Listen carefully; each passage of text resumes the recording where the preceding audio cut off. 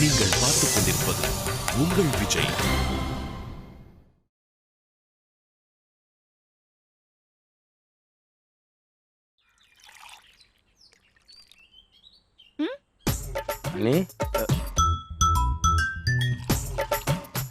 ஏனே பேப்பர்ல என்ன நியூஸ்?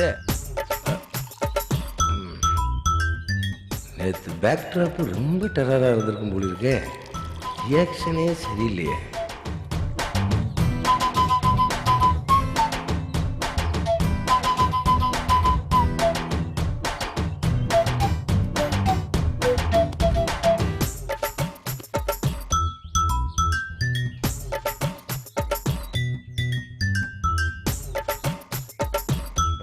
பாப்பு வா.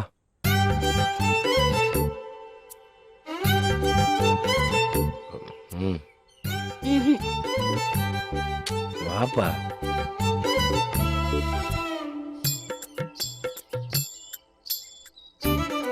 என்ன ஏன் ஆண்டாளு நேத்து கொஞ்சம் ஓவராச்சும் ஃபீல் பண்ணிட்டனோ? நீ ஃபீல் பண்ணலனே, வீட்ல இருக்க எல்லாரையும் ஃபீல் பண்ண வச்சிட்ட. என்னாச்சு? என்ன நடந்துச்சுன்னு உனக்கு தெரியாதா? கடைசியில ஒரு ஆம்லேட் சாப்பிட்டது மட்டும் ஞாபகத்துல இருக்கு. அதுக்கப்புறம் எதுவுமே ஞாபகம் இல்ல? இல்ல. அப்புறம் கண்ணு முடிச்சு பாக்குறேன், விடிஞ்சிருச்சு, வீட்டுல இருக்கேன். ஆண்டாளு நடுவுல என்னடா நடந்துச்சு? என்ன நடந்துச்சா? இது 4 வரியில சொல்ற கதையா அது? ரொம்ப ஓவர் மேன்.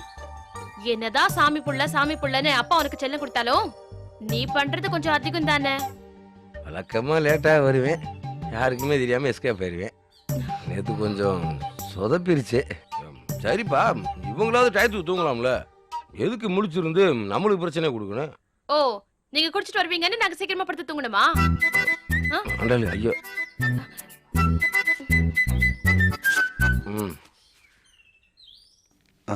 அப்பா. டேய் ஐயா, நீ பண்றது ஒண்ணும் சரியில்லை. ஆண்டாளு ஐயா யாரை பத்தி சொல்றாரு? டயலாக் உனக்கு தான், ஆனா லுக்கு தான் அண்ணனை பார்த்திருக்கு. ஏண்டா உன் மனசுல என்னதான் நினைச்சிட்டு இருக்க? உங்ககிட்ட இந்த வீட்டுல இருக்கிறவங்க எத்தனை வாட்டி சொல்றது? கொஞ்சம் கூட நீ அவங்க பேச்ச கேட்க மாட்டியா?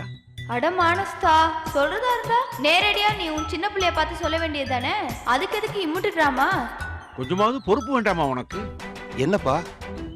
ஒண்ணு, உன்னால மத்தவங்களுக்கு தொந்தரவு இருக்கக்கூடாது, மத்தவங்க மனசை கஷ்டப்படுத்த கூடாது.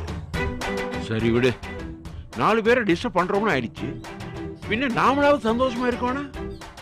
நீயும் உடம்ப கெடுத்துக்கிட்டு மத்தவங்க ஒண்ணு பார்த்து ஐயோ புள்ள இப்படி இருக்கான்னு மனசு கஷ்டப்பட்டு யாருக்குமே சந்தோஷம் இல்லாத ஒரு வாழ்க்கை என்னையா வாழ்க்கை? அத்தி, நாடகம் போடுறதுல கிழவன் எஸ்வி சேகரே தூக்கி சாப்பிடுவான் போல இருக்கே. என்ன சொல்றது புரியுதா? புரியுதுங்கப்பா. ஏப்பா என்ன மாറ്റി விட்டுறாத. அண்ணே ரொம்ப அநியாயம். என்ன நீ குடிச்சிட்டு வந்ததுக்கு அப்பா அண்ணனுக்கு அட்வைஸ் பண்றாரு. அண்ணன் நம்ம அவரே குடிச்சிட்டு வந்த மாதிரி தலையை குடிச்சு நிக்கிறாரு. சத்தம் போடாத. குடிச்சா யாராவது மதிப்பாங்களா? அப்படி அதுல என்ன சந்தோஷம் இருக்கு? மாமா, டீ காப்பியை தவிர வேற எதுவும் அவர் குடிக்கிறது இல்ல. அதத்தாமா சொல்லிக்கிட்டு இருக்கேன். அங்க இங்க நின்று டீ காப்பி குடிச்சா பாக்குறவன் என்ன நினைப்பான்? அந்த கலெக்டர் ஊருக்கெல்லாம் நியாயம் சொல்றாரு, அவர் புள்ள மட்டும் தெருமுறையில நின்று டீ குடிக்கிறாருன்னு நினைக்க மாட்டாங்க? நினைப்பாங்களா இல்லையா? அண்ணே குடிக்கிறதுன்னு அப்பா சொல்றது டீ காஃபி இல்லைன்னு. புரியுதுப்பா. டேய், நீ தோளுக்கு மேல வளர்ந்த புள்ளடா, உன்னை தோழ மாதிரி நான் நடத்தணும். இப்படி திட்ட வைக்கிறிய நியாயமா இருக்கா? அப்புறம் அப்பா திட்டுறேன்னு வருத்தப்படாத, ஓ நல்லதுக்கு தான் சொல்றேன். இனிமே இந்த மாதிரி குடிச்சு உடம்பு கெடுத்துக்காதரா. சரிங்கப்பா. வேலை முடிஞ்சதுன்னா பொழுதோட வீடு வந்து சேரு. அங்க இங்க சுத்திக்கிட்டு இருக்கிறதுனால தானே இந்த மாதிரி டீ காபி குடிக்கணும்னு தோணுது. என்ன பிரச்சனை? உங்க மூத்த பிள்ளை ஓவரா குடிக்கிறாராம் டீ காப்பிய. அதனால உடம்பு கெட்டு போகும்னு மாமா புத்தி சொல்லிட்டு இருக்காங்க. ஆமா, நாங்க புத்தி சொல்லிக்கிட்டு இருக்கோம், நீங்க பக்கத்துல இருந்து பாயிண்டா எடுத்து விட்டுக்கிட்டு இருங்க.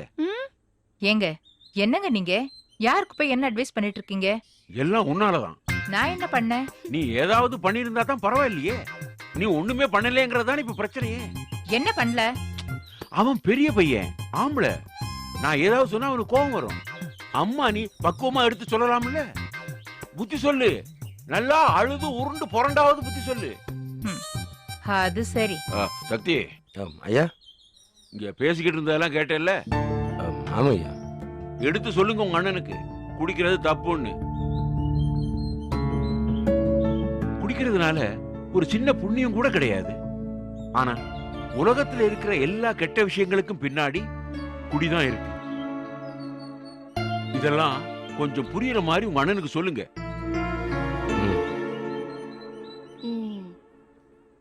அண்ணே, ம். உன்னை திட்டுறதுக்கு பதிலா அண்ணனை திட்டினது கூட பெரிய விஷயம் இல்லண்ணே. ஆனா உன்னை அட்வைஸ் பண்ண சொல்லி அப்பா சொல்லிட்டாருன்னு. இப்ப கூட அப்பா உன்னை பார்த்து பேசிட்டு போல, என்ன பார்த்தா பேசிட்டு போறாரு. வேற யாருக்காக இல்லைனாலும் அப்பாவுக்காவது குடிக்காம இரு. அட்லீஸ்ட் அப்பா முன்னாடியாவது குடிக்காம இரு. அண்ணே, இனிமே காபி டீ எல்லாம் ரொம்ப குடிக்காதண்ணே. இந்த உலகத்துல நடக்கிற எல்லா தப்புக்கும் அதானே காரணம். நில்லு. ஐயோ, அண்ணே, நில்லு. அண்ணே, வேண்டாண்ணே. வக்கீலு, எங்கயா போய் தொலைஞ்சீங்க?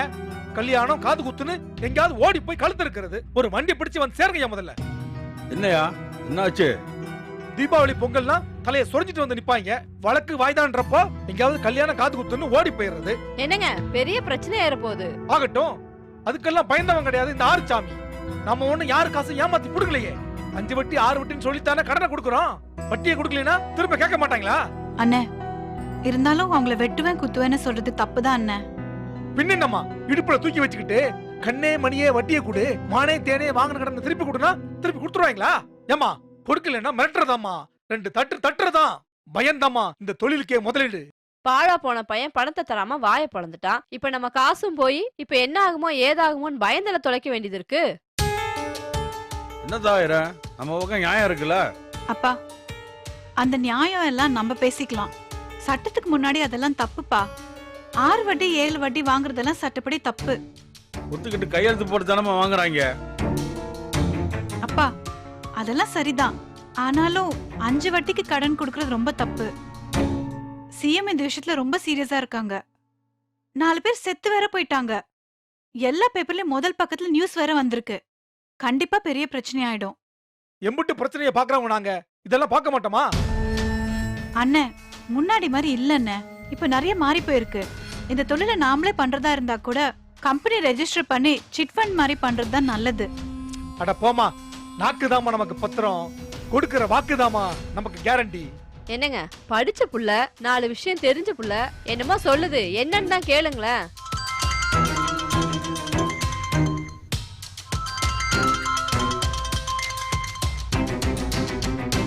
ஹலோ,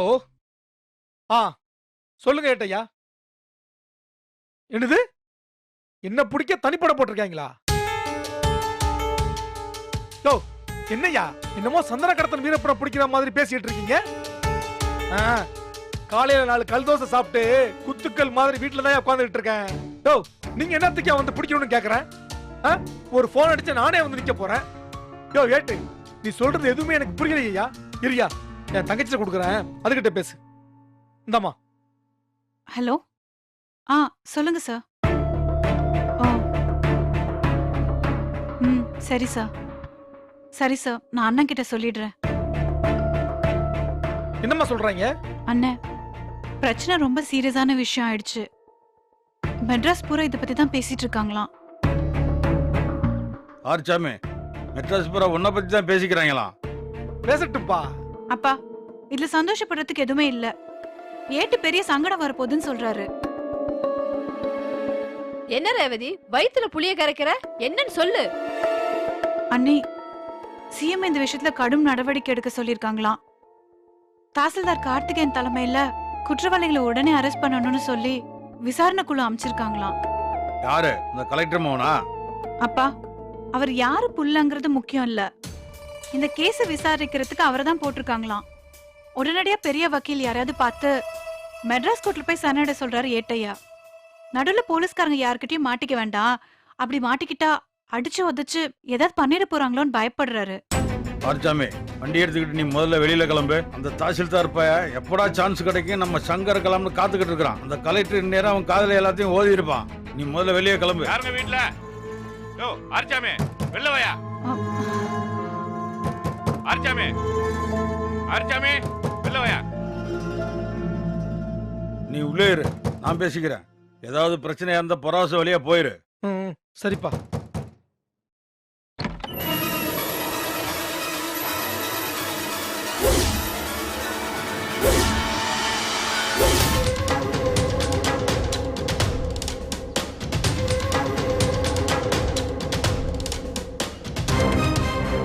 என்னையா, என்ன வேணும்?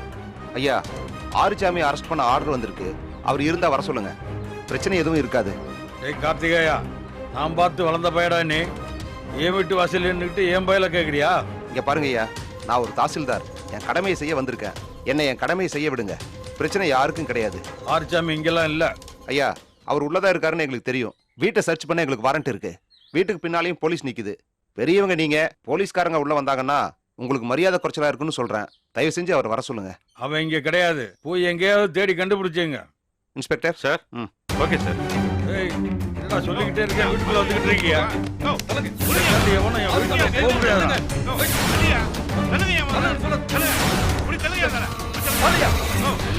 மாமா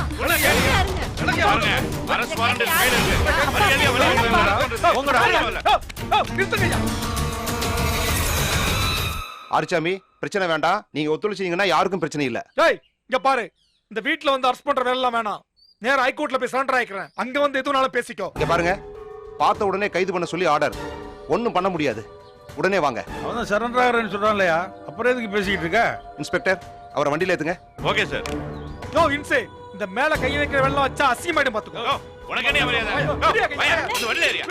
ஏய், வீட்டுக்கு நிக்காம கூட்டி போடா என் பிள்ளைய. ஏய் கார்த்திகேயா, என் வீட்டுக்கு முன்னாடி என் பிள்ளைய அசிங்கப்படுத்திட்டல, நான் சும்மா விட மாட்டேன்டா. சீக்கிரம் சீக்கிரம்.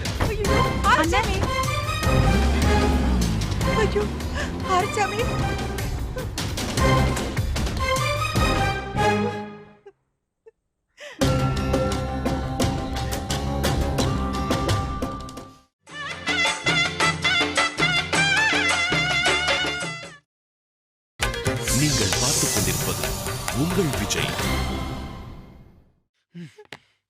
என் செல்வாக்கு தெரியாம இந்த உள்ள கொண்டு உட்கார வச்சிருக்கீங்களா? அனுபவிப்பிய.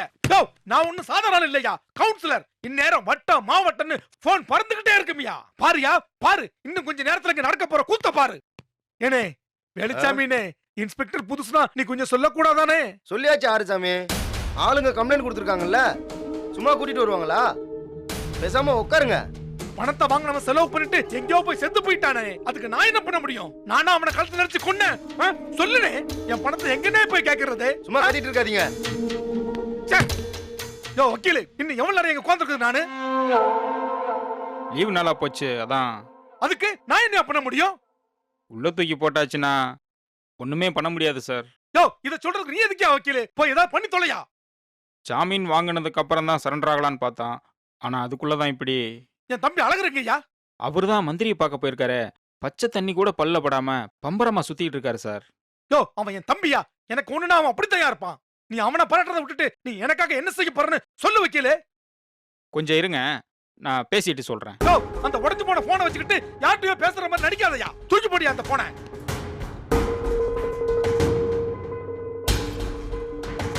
உங்களுக்கு தெரியாததா இன்ஸ்பெக்டர், ஏற்கனவே எங்க 2 குடும்பத்துக்கு ஆகாது. இப்ப எங்க சொந்த பிரச்சனைக்காகத்தான் இந்த அரெஸ்ட்னு ஆரம்பிச்சிருவாங்க. இல்ல சார், 4 பேர் செத்து போயிருக்காங்க. அதுக்கு அந்த ஆறுசாமி தான் காரணம். நீங்க ஒரு விசாரணை அதிகாரி, உங்க மனசாட்சி படி ரிப்போர்ட் ரெடி பண்ணுங்க. ஆக்ஷன் எடுக்க வேண்டியதெல்லாம் எங்க வேலை. இல்ல சார். சார், எனக்கு புரியுது, உங்களுக்கு அவங்களுக்கும் குடும்ப பகை. இதுல அவர் மாட்டினா உங்களை தப்பா நினைப்பாரு. நீங்க தான் அவரை வேணும்னு மாட்டி விட்டீங்கன்னு பிரச்சனை பண்ணுவாரு, அதானே? இந்த பிரச்சனையில அப்படி உங்களை நினைக்கிறதுக்கு வாய்ப்பு இல்லை சார். இன்னைக்கு தமிழ்நாடே இந்த கந்து வெட்டி மரணத்துல கொதிச்சு போயிருக்கு. யாரும் இதை தப்பா நினைக்க மாட்டாங்க, விடுங்க. இதெல்லாம் புரிஞ்சுக்கிற அளவுக்கு அவர் புத்தி கிடையாது சார். வெளியில பாத்தீங்களா எப்படி சலமனாருன்னு? சார், நம்ம ஆக்ஷன் எடுக்கலன்னா சார் தப்பாயிடும். மாஜிஸ்ட்ரேட்டுக்கு இன்ஃபார்ம் பண்ணியாச்சா? ஆமா, அவரை மாஜிஸ்ட்ரேட் வீட்டுக்கு கூட்டிட்டு போறோம். 4 நாளைக்காவது ரிமாண்ட் பண்ணி ஆகணும். சரி, செய்யுங்க. எப்படியும் என்ன தப்பா தான் நினைக்க போறாரு. நினைச்சிட்டு போகட்டும். Okay sir. கான்ஸ்டபிள், வண்டி ரெடியா? வண்டி ரெடி சார். எந்திரிங்க. என்ன, எங்க கூட்டிட்டு போக போறீங்க? கிளம்புங்க சார் சொல்றேன். சார், இப்போ எங்க சார் கூட்டிட்டு போறீங்க? இவரை மாஜிஸ்ட்ரேட் வீட்டுக்கு கூட்டிட்டு போயிட்டு ரிமாண்ட் பண்ண போறேன். சார், ரொம்ப அநியாயம் சார். ஓஹோ, எங்களுக்கு ஜாமீன் கொடுக்க மட்டும் கோர்ட் தனியாயிரம் வேலை செய்யாது, ஆனா அரெஸ்ட் பண்ண மட்டும் வேலை செய்யுமோ? பேச வேண்டியதெல்லாம் மேஜிஸ்ட்ரேட் பேசிக்கங்க. இன்ஸ்பெக்டர், அந்த தாசில்தார் பேச்சை கேட்டு என்ன அரெஸ்ட் பண்ணிட்டீங்கல்ல, ரொம்ப வருத்தப்படுவீங்க. பிரச்சனை பண்ணாம கிளம்புங்க சார். டேய், நாதரி பையில கார்த்திகையா பண்றதெல்லாம் பண்ணிட்டு நரி மாதிரி நடிக்காதடா. பிரச்சனை பண்ணாதீங்க சார்.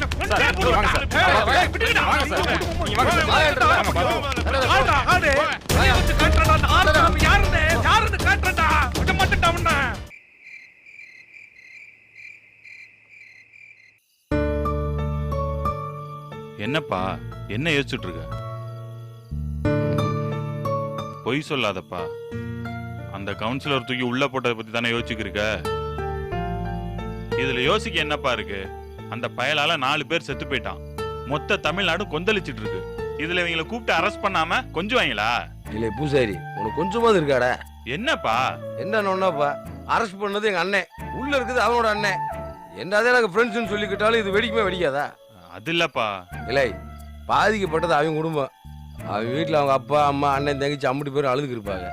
நியாயமா பார்த்தா எங்க அண்ணன் மேல அவனுக்கு கோவம் வருமா வராதா? அதுக்கு இல்லப்பா. இல்லை, இதே இது எங்க அண்ணன் பிடிச்சி உள்ள ஓட்டுருந்தா எனக்கு கோவம் வராதா? அப்ப அதே மாதிரி அவனுக்கும் கோவம் வரும்ல. ஏடா வாய் பூச்சிட்டு இருக்க? நான் என்னத்த சொல்றது, அதான் எல்லாத்தையும் நீயே சொல்லிட்டியே. அழகு என்கிட்ட வந்து சண்டை கண்டை போட்டுருவானான்னு நானே பயத்தில் உட்காந்துட்டு இருக்கேன். என்னப்பா நீ இப்படிலாம் பேசுற? ஆமாடா பூசாரி, இந்த மாதிரி சூழ்நிலை அவன் என்கிட்ட வந்து கோவப்பட்டான்டா, அதுக்கு நான் என்ன பண்ண வேண்டும் எனக்கே தெரியல. எனக்கு தெரிஞ்சு அவன் இந்த பிரச்சனை முடியற வரைக்கும் வரமாட்டான்.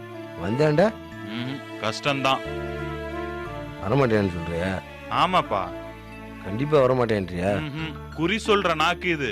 ஒரு வார்த்தை சொன்னா அது கண்டிப்பா நடக்கும். வரவே மாட்டான். நீ வாப்பா போலாம்.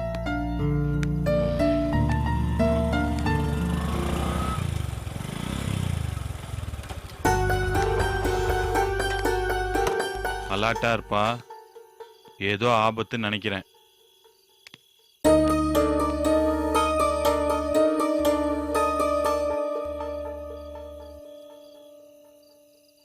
ஒரு தம் இருந்தா கொடுமாமா.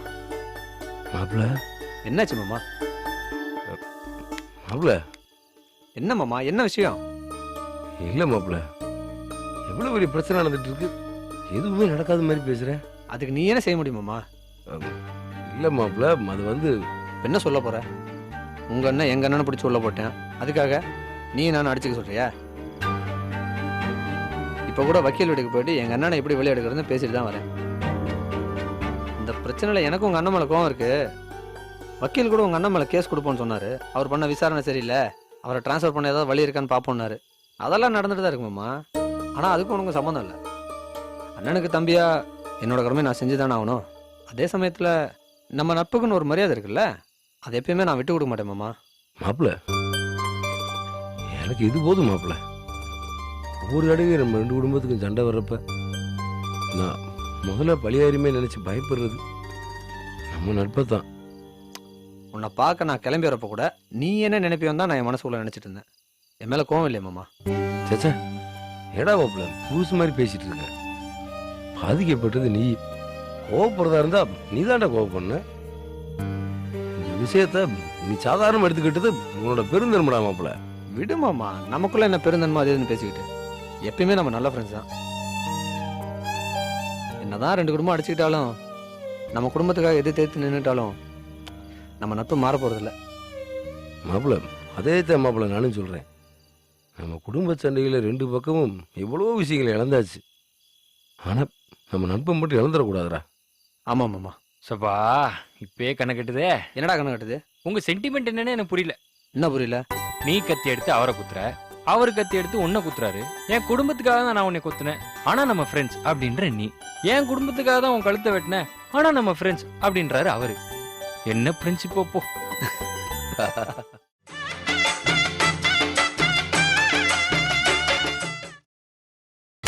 நீங்கள் பார்த்துக் கொண்டிருப்பது உங்கள் விஜய்.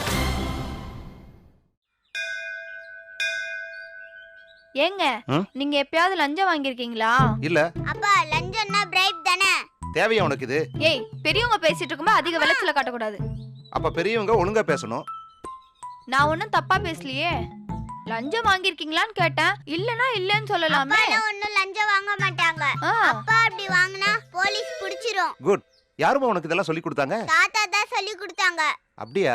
இதெல்லாம் உங்களுக்கு சொல்லி கொடுத்து உங்களை கெடுத்ததும் இல்லாம என் பிள்ளைக்கும் சொல்லி கொடுத்து இவளையும் கெடுத்து வச்சிருக்காரு உங்க அப்பா. ஏய், நல்ல விஷயம் சொல்லி கொடுத்தா சந்தோஷப்படுவியா? அதை விட்டுட்டு அழுத்துக்கிற. என்ன நல்ல விஷயம்? யார் தான் வாங்கல? உங்க ஆபீஸ்ல வேலை பாக்குற கிளர்க் சண்முகம், அவன் ஏர்போர்ட் பக்கத்துல 7 கிரவுண்ட் இடம் வாங்கி போட்டிருக்காங்க. அவன் பொண்டாட்டி 15 சவரன்ல ஒரு செயின் வாங்கி போட்டு கோயிலுக்கு வரப்ப போறப்ப மினிக்கிட்டு தெரியுறா. இப்ப என்ன, என்னையும் லஞ்சம் வாங்க சொல்றியா? வாங்கினா என்ன தப்புங்கிற? வாங்கினா தப்புன்னு உன் பிள்ளைக்கு தெரியுது, உனக்கு தெரிய மாட்டேங்குது. பேசாம மெட்ராஸ் பக்கம் டிரான்ஸ்ஃபர் வாங்கிட்டு போயிடலாம். எதுக்கு என்ன இந்த பட்டிக்காட்டுல போட்டு கொல்றீங்க? இங்க ஒரு நல்ல சினிமா பார்க்க முடியல, 8 மணிக்கு மேல டிவி பார்க்க முடியல. ஒரு புடவை வாங்கணும்னா கூட 30-40 கிலோமீட்டர் போக வேண்டியதா இருக்கு. இந்த பாரு, எங்க அப்பா என்ன தாசில்தார் ஆக்குனது பணம் சம்பாதிக்கிறதுக்கோ பகட்டா வாழ்றதுக்கோ இல்ல, 4 பேருக்கு நல்லது செய்யறதுக்காக தான் ஆக்கியிருக்காரு. ஐயா தாசில்தார் ஐயா, நீங்க நல்லவராவே இருங்க. அதுக்கு கொஞ்சம் மெட்ராஸ் பக்கமே வந்து நல்லவரா இருக்கலாமே. நீங்க ஒரு பக்கம் நல்லவரா இருங்க, நாங்க ஒரு பக்கம் சந்தோஷமா இருக்கோம். மெட்ராஸ்ல இருக்க ஏழை ஜனங்களுக்கு சேவை செய்யாம இருக்கிறது தப்பு இல்லையா? உனக்கு இருக்கிற நக்கல் இருக்கு பாரு. வா.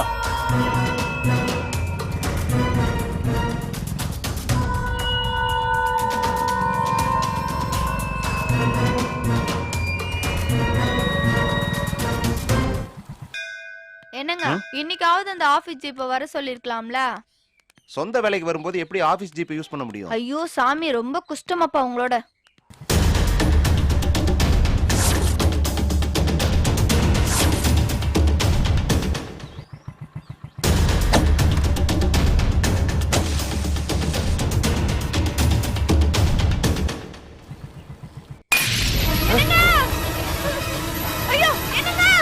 பாத்துப்பா, குழந்தை கொண்டாங்க. ஜாக்கிரதையா பிடிச்சுக்கோ.